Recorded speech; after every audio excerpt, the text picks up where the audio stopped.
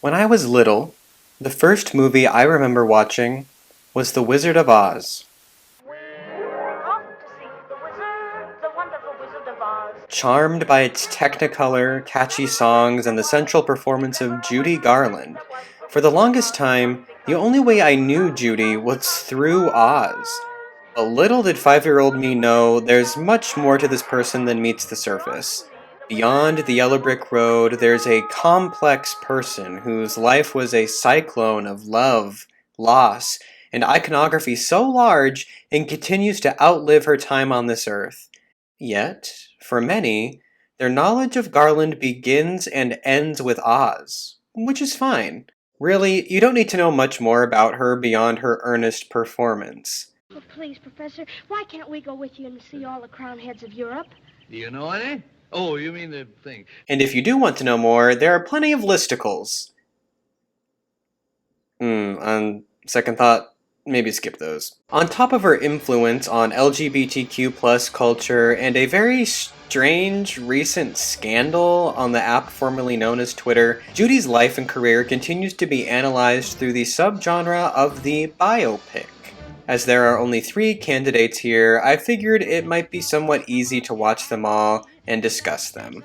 What began as a curiosity about one of my childhood fascinations grew into an understanding of a woman whose fame often gets reduced to a single snippet of her life, a snippet that would follow her until her death. Similar to the James Dean biopic video I made earlier this year, the quality of these scripts and takes on the Garland mythos, as it were, varies, but not as greatly as Dean's. Plenty of moments are shared between projects and are contextualized in the same manner. What's more interesting is how these events differ in their scope of portraying Garland's life. Something we'll see is shown in 3 acts. The 3 subjects this time around are 1978's Rainbow, 2001's Me and My Shadows, and 2019's Judy. Others, too, could qualify, but out of legality, those are only allegedly based on Garland's life. I'm looking at you inside, Daisy Clover. So, to really reel it in, we're going to keep it to the discussion of these 3 films only. And, like the Dean video, we're going to go through them in chronological order.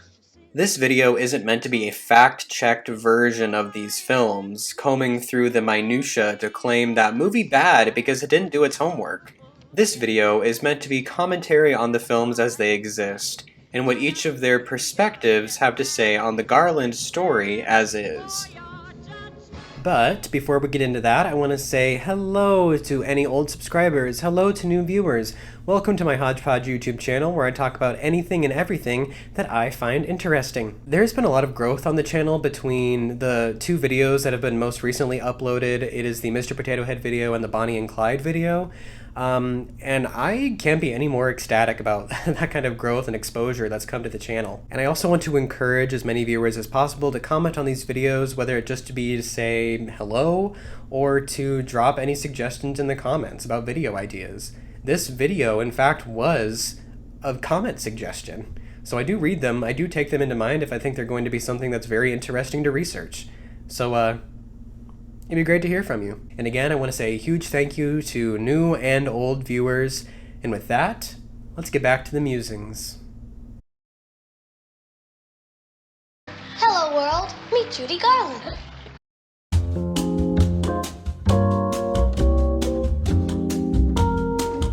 Rainbow is cute. It's cute.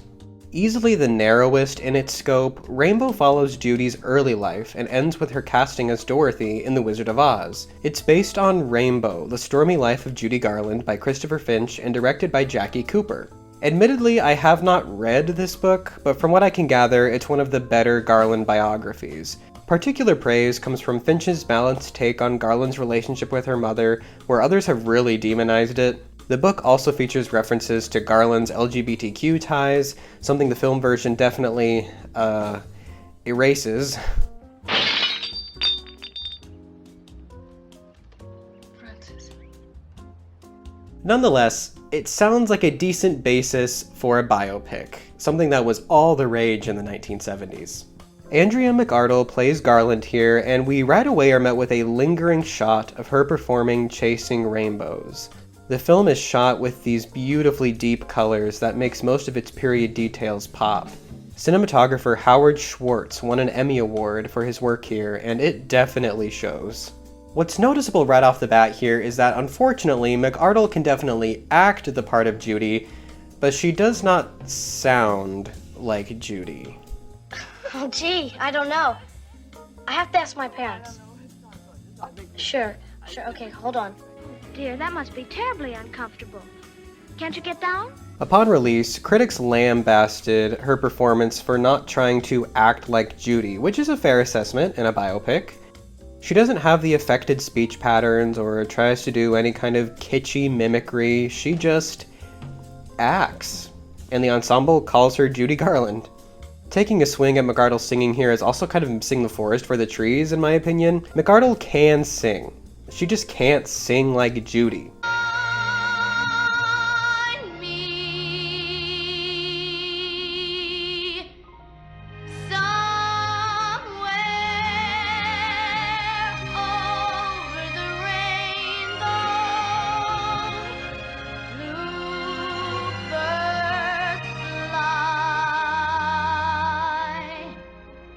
We'll see more creative ways on getting around this in Me and My Shadows, but we should be thankful we received a performance where the performer can belt. There's a similar vocal power there. Rainbow also sets up a lot of familiar beats that we would come to identify within the Garland mythos. We see her vaudevillian roots as a literal child performer with her sisters, beginning her career as part of the Gum Sisters. We see her give herself the name Judy Garland, erasing her legal name of Frances Gum. I like it. And while I'm at it, I'm gonna change my first name too. Francis is stuffy. From now on, I'm Judy. We see her mother, Ethel, basically forcing her into a glamorous showbiz life, Mama Rose style. We see her confusingly budding relationship with Mickey Rooney. Hey, I'll tell you what, since you're a fan and all, I'll come clean. I used to be Mickey McGuire. Amusing but short on subtly. Before that, I was Joe Yule Jr. And who are you now? Allow me to introduce myself. The lovable Mickey Rooney. A pleasure. We see the Dorothy dress. There's a lot going on here that is the essence of Garland.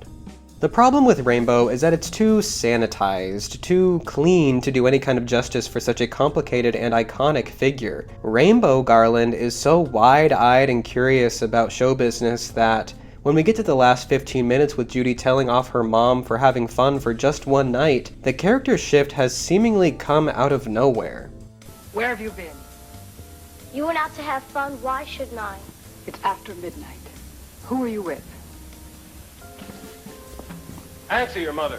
Don't tell me what to do. Don't you ever tell me what to do. Francis. I won't have him pretending to be my father.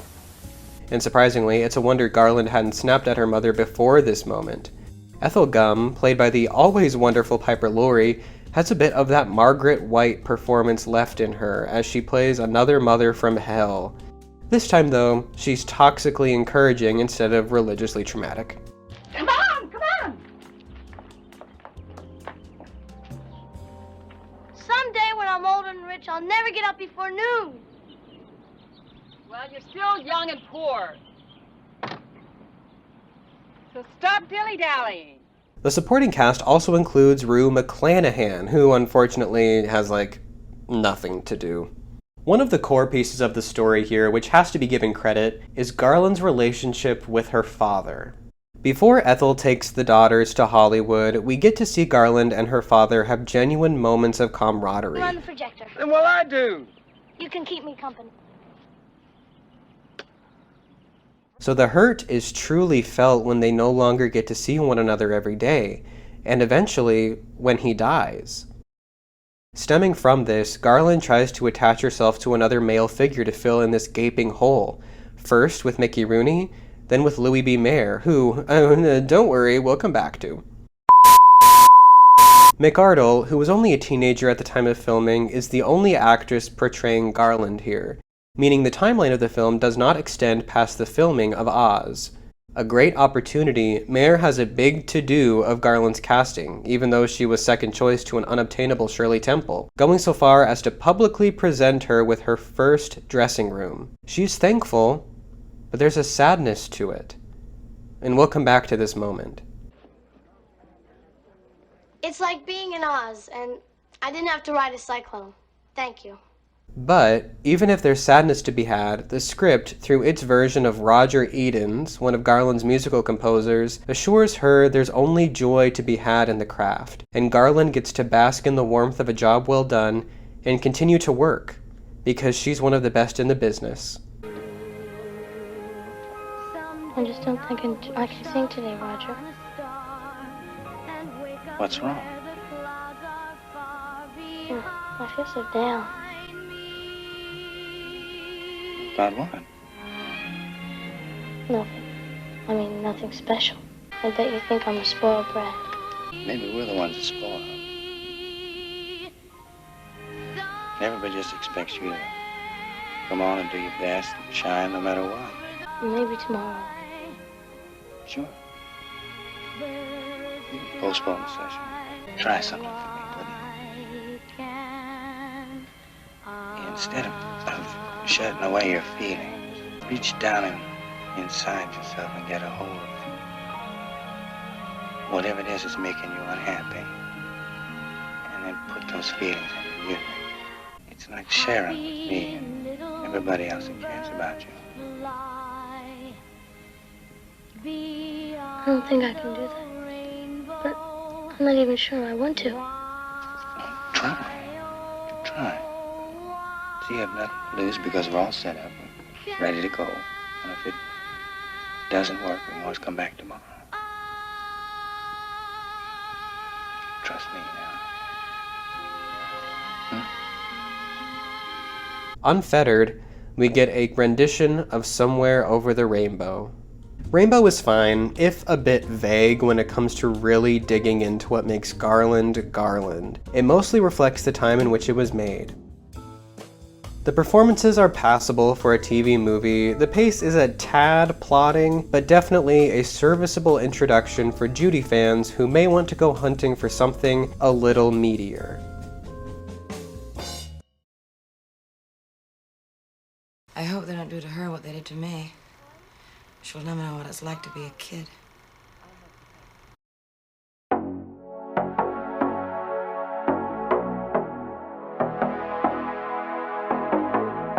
Fans would get this in droves when, in 2001, Me and My Shadows would premiere. A literal epic, clocking in at just under 3 hours, this TV miniseries chronicles pretty much everything in the life of Garland any fan would wish to see, warts and all.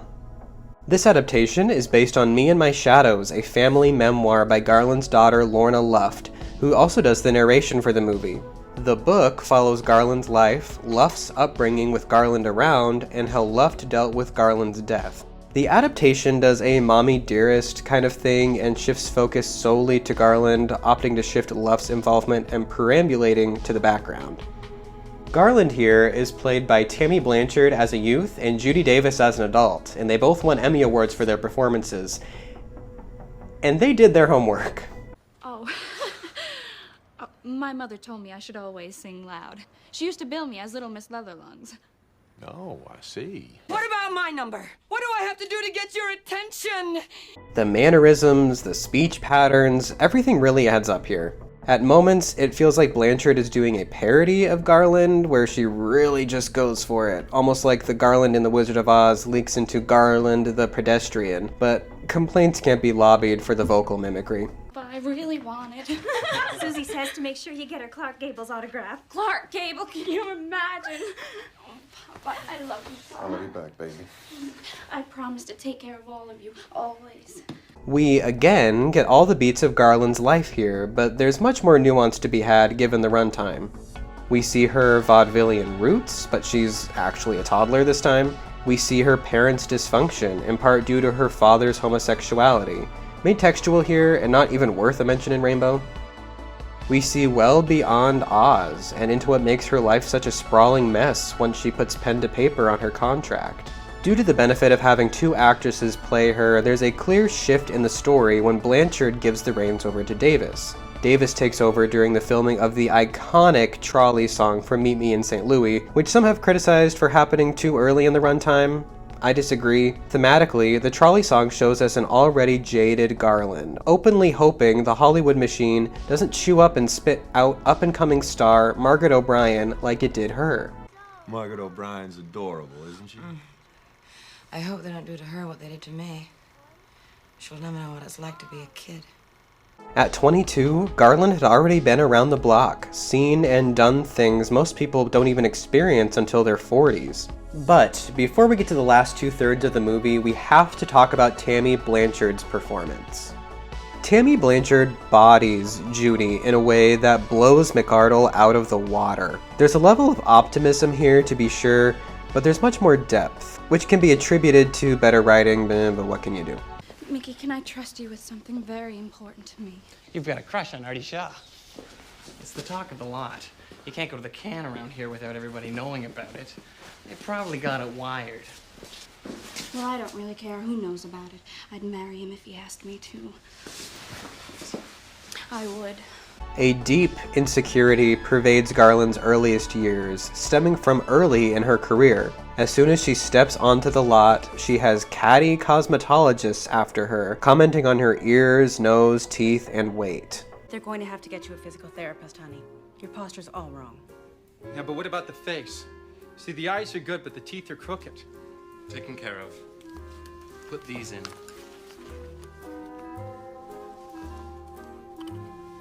Through this harsh read, she tries to remain hopeful and starry-eyed, yet can't help but compare herself to her sexy contemporaries.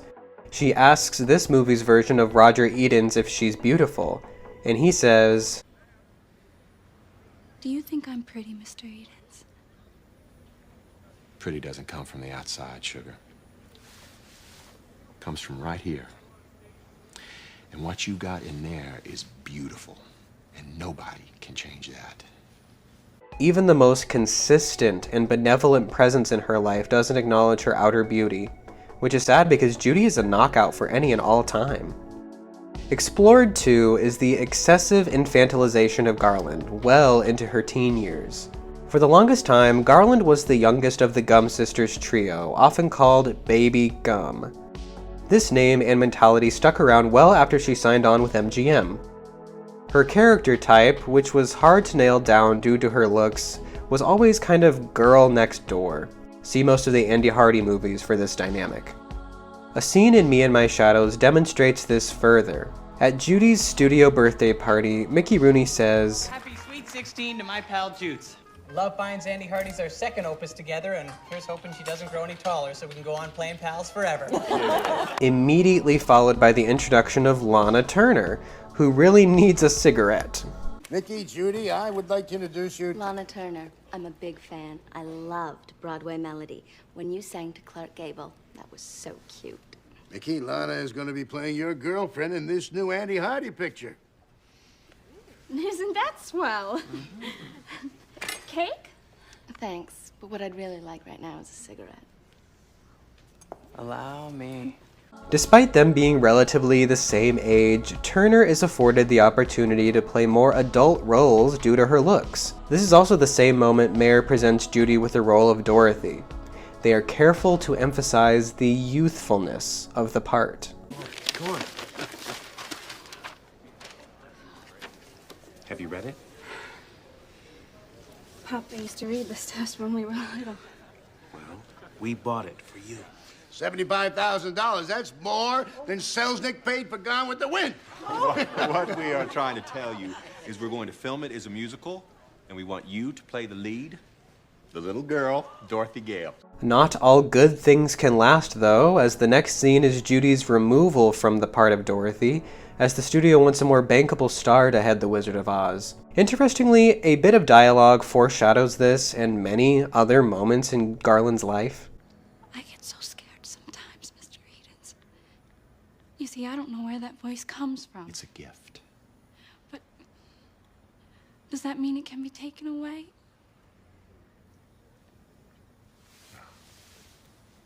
Not if we work real hard. There was an eternal yo-yo above Garland's head, always toying with her emotions. Oz was just the beginning, an early heartbreak. Her daily cocktails of uppers and downers to keep her performing on a studio schedule are also introduced here.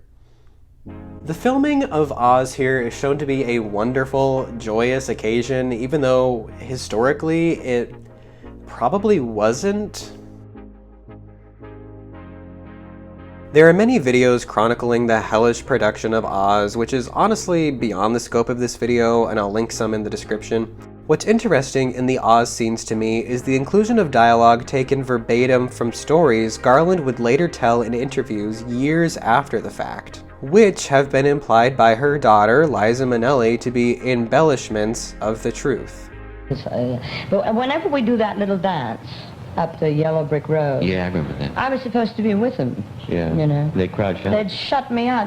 They'd close in and the three of them, and I would be in back of them dancing. I wasn't good enough, you know, to say, wait a minute. Now, and so the director, Victor Fleming, was darling man. He was always up on a boom. Would say, hold it, you three dirty hams. Let that little girl in there. There's going to be more of a discussion on this later, but for now, we can just take this filming montage of The Wizard of Oz as the idyllic haven before the ultimate tragedy that does become the rest of Garland's life. Judy Davis takes over the role for the last 2/3, and to me, this is the definitive Garland performance. You know, outside of Snatch Game. I don't think I'm playing the game correctly. Well, I said his last name is bigger. Oh, yeah. But I feel like I was supposed to have written something filthy. To me, the film really comes alive once Davis comes on screen. There's an inherent level of maturity she lends to Garland's later years that make the story truly captivating. We get to see Garland's various marriages, both the initial tender moments and the dramatic fallouts. 2, we see the pressure mounting on her to perform to her highest abilities every day of the week, for years on end. And when those expectations are not met, she's thrown under the bus. I spoke to Arthur. There is nothing that he can do. He would have stuck by you. But the accountants are saying that you cost the studio 23 days and 20% in overages. Oh, really? These events help underscore the extremely depressing nature of Garland's life leading to its end. But the film wants you to know she was really trying her best.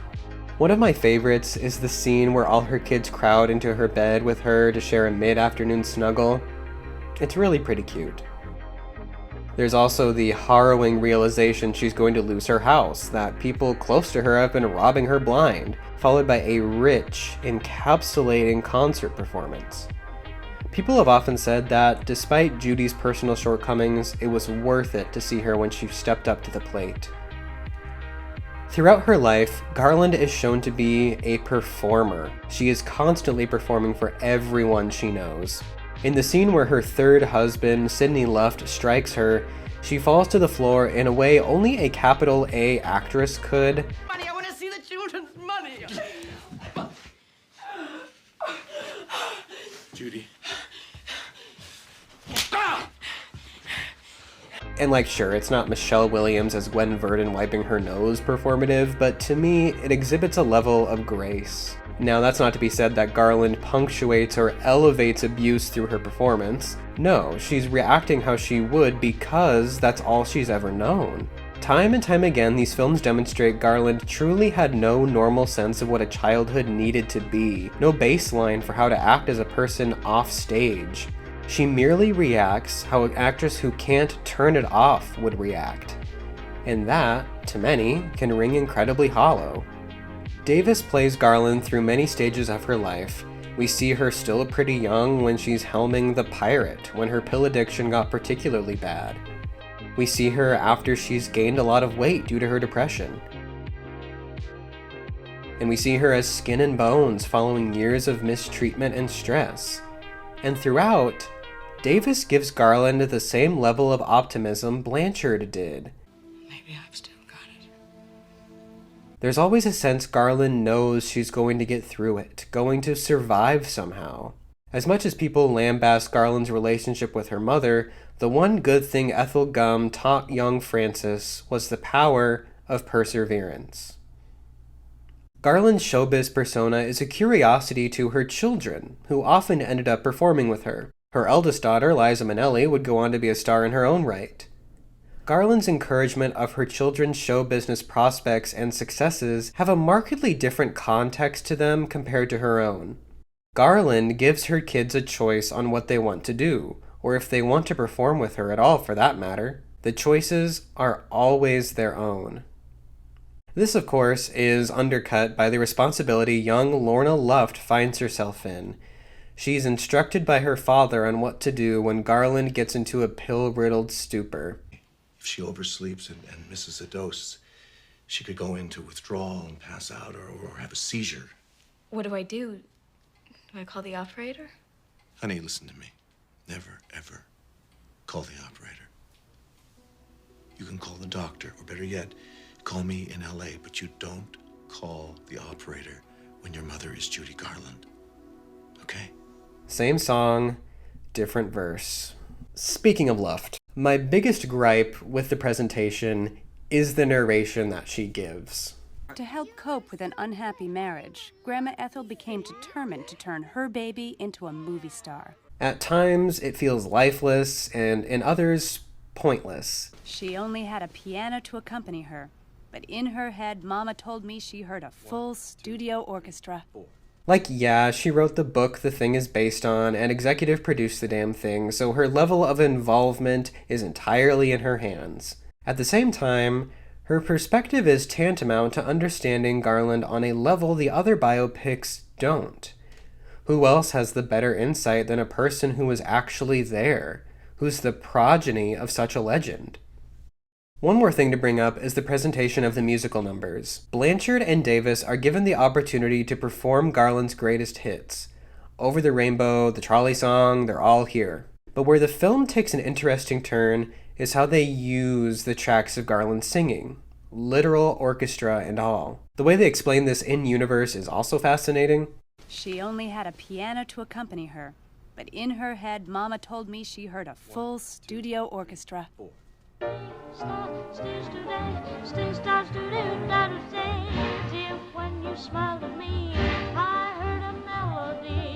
You get the best of both worlds here.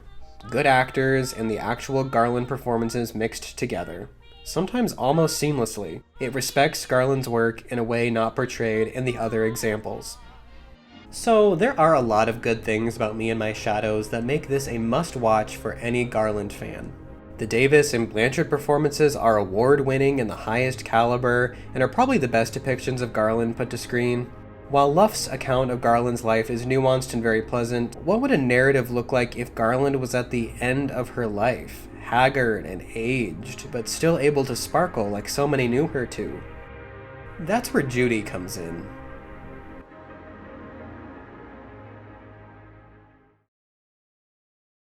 Who wants to hear the trolley song?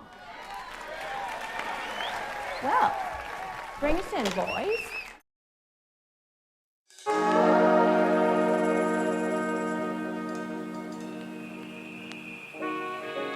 Judy is based on a stage play, End of the Rainbow, originally produced in Australia in 2005, and has subsequently been played at a number of professional theaters. Tracy Bennett played her on Broadway and was nominated for a Tony Award, but when the time came for the film adaptation, she was passed over. Oscar winner Renee Zellweger was cast as Garland and went on to win the 2020 Best Actress Academy Award. The greatest irony here is that despite Garland's lack of attention from performative awards bodies, there have been 3 award-winning portrayals of her. Whatever. Judy follows Garland's last 2 months as she prepares and delivers performances at the Talk of the Town in London, hoping for a career revival, but her health steadily deteriorates. Grounded by flashbacks to The Wizard of Oz and other moments earlier in her career, the audience is really taken on a press tour of Garland's greatest hits. While celebratory of Garland, the film also takes care to show the events that molded her into who she is today, even hinting that some of these vices could have been prevented. One of the first things we see is a subversion in how Judy's time on The Wizard of Oz has been presented. A Technicolor marvel any child would long to play in, it is work for Garland, who is feeling exhausted. I had to swim. How was the water? cold. Well, that's because it's a prop. It's not meant to be enjoyed. I did 18 hours yesterday. I couldn't hardly remember my own name. Louis B. Mayer uses verbal and physical intimidation on her, and this is my reaction to when he touched her for the first time. So, yeah, Garland here is a victim of circumstance, not only forced into submission by her superior, but ignored by people her own age. Mickey Rooney again appears in a scene where she's been forbidden to eat any of the food placed in front of her. There's banter about which one of the stars are in relationships, real or otherwise. And in defiance, Garland eats her hamburger, showing us there's some spark despite the hardship, something that would aid in her sustained popularity after her death. There's a lot of pressure mounted here in making her submit, but these dignified acts of rule breaking help us root for her. Unfortunately, the occasional rebellion is not enough for her to escape the cycle of pills MGM forces her to take to keep her working, and we've seen this before. When we finally flash forward to the present day of the film, we see Garland readying herself to take the stage at the talk of the town, but slowly sink back into addictive behaviors. Even during a triumphant comeback, the past comes to haunt her. There is a retrospective quality to Judy that makes it fitting to be the most recent biopic released, and even the last one if you happen to marathon them all. The film poses a question about what it's like to leave behind a legacy. If you're still playing out to sold theaters, internationally to boot, are you really a has-been? Can one overcome a past of hardship to move forward?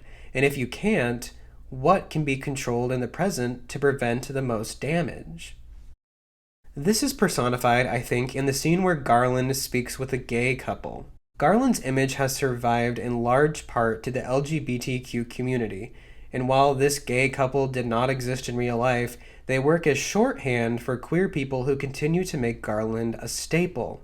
She's sympathetic to the gay struggle, in part due to her own difficulties with acceptance from those around her.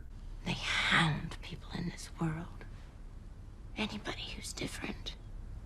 They can't stand it. Well, to hell with them. It's an extremely touching scene that makes fans of today feel seen, that they are directly responsible for her longevity. In the end, Garland gets choked up and breaks down during a rendition of Over the Rainbow, yet continues due to the encouragement of the crowd. Way up high, there's a land that I've heard of once in a lullaby. Further hammering home that this is her most famous song, we are 2 for 3 films that end with this musical number. Be Kind Rewind has done a video about the film that goes more in depth than I would like to, and that gives more context to the events of the film. I encourage you to go watch that one as well. This is undoubtedly the third act of the Garland story as far as the biopic's aware, presenting us with a dazzling finale with a life that otherwise ended in a pretty dull glow.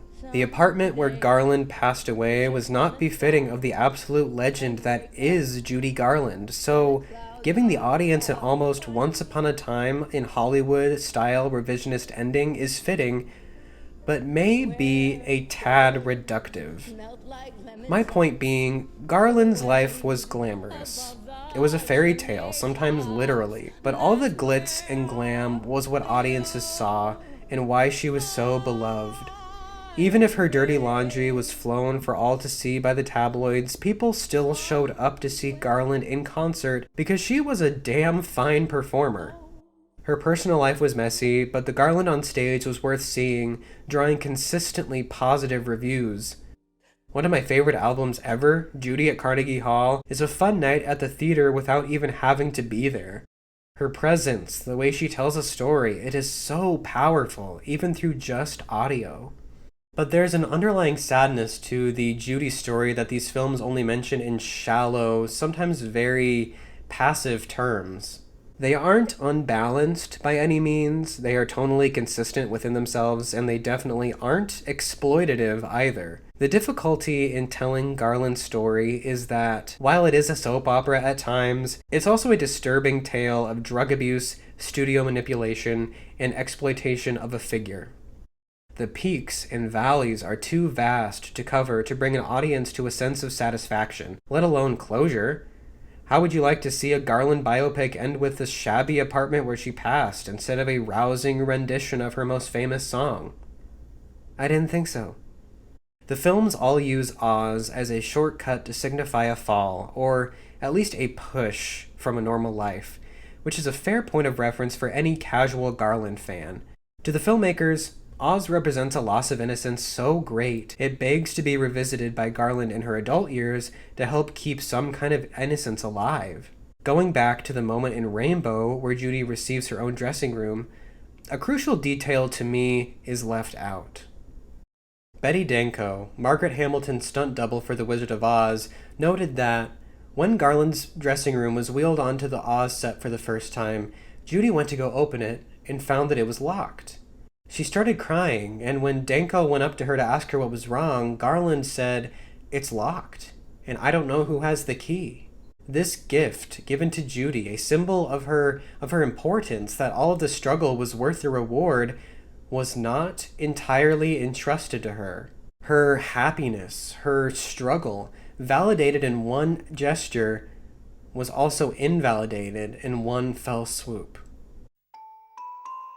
Oz is not the seminal, jovial time in Garland's life that we all tend to think it is. There's a deep sadness there that we often forget about.